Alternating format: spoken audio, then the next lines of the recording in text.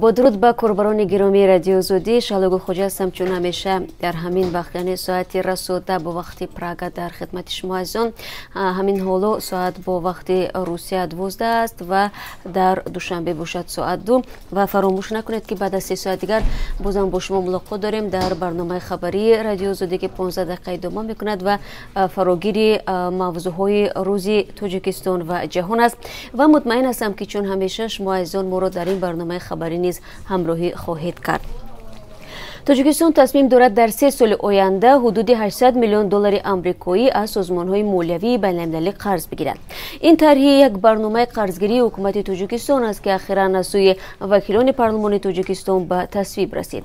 این قرض‌ها اساساً برای عملی شدن برنامه‌های اقتصادی مخصوصاً در بخش انرژتیکا و بنیاد راه و کارخانه‌ها اختصاص داده خواهد شد. قرض‌های جلب می‌شده امتیازناک بوده دوره دراز مدت از 20 تا 40 سال را در بر می‌گیرند. خب درباره این موضوع ما امروز در برنامه خبری صحبت می‌کنیم و همچنین نگاهی می‌اندازیم به آنکه تا امروز قرض‌های بیرونی تاجیکستان تا چقدر مبلغ رسیده است. روسیه با کشتی‌های اوکراین تیر انداخت. در کیف نشست اضطراری دعوت شد.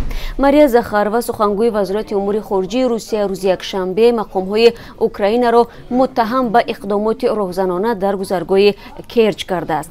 خدمات امنیتی فدرالی روسیه گفته است نیروهای آن پس از ورود غیرقانونی کشتی‌های اوکراینی با پای روسیه به سویشان تیراندازی کردند.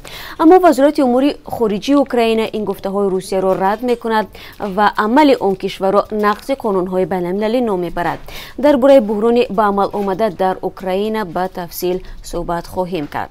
کودکس معارف تاجیکستان فعالیت معارف را تنظیم میکند. وزارت معارف تاجیکستان در همکاری با مقامات کشور طرح کودکس معارف را تهیه کردند و میخواهند روزهای نزدیک آن را به بررسی وکیلان پارلمان واگذار نمایند.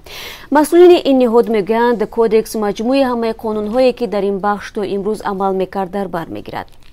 وزیر معارف تاجیکستان در این زمینه با همکاران ما صحبت داشت و جزئیات را در برنامه خبری پیشنهاد شما میکنیم. تنها در 5 ماه سال 2018 بیش از 12,000 سوبیکت صاحبکاری در تاجیکستان برهم خورده است. فایز بلند قرض‌های بانکی، نبود رقابت سالم در بازار، اندازهای بلند از مشکلات جدی بیزنس تاجیکستان گفته می شود. در 2 سال اخیر از جمله سازمان‌های بین‌المللی مالی و سفیران کشورهای خارجی مقیم تاجیکستان از شرایط بد تجارت در این کشور آشکار انتقاد کردند. آیا صاحبکاران تاجیک چگونه در چنین شرایط تجارتشان را حفظ میکنند؟ در این باره ما یک گزارش داریم که بعد از کمتر از 3 ساعت دیگر پیشنهاد شما بینندگان عزیز خواهد شد.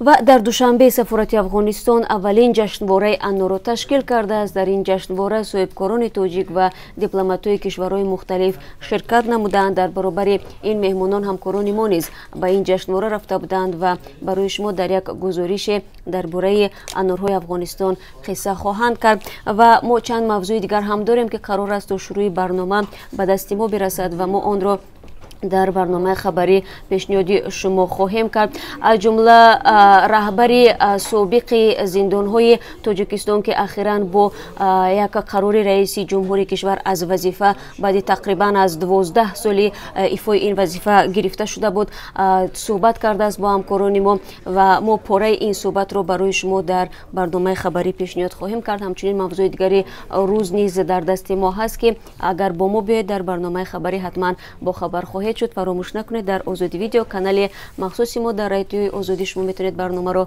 در پخش مستقیم تماشا کنید و همچنین در www.azadi.org که وبسایت رسمی رادیوی آزادی است.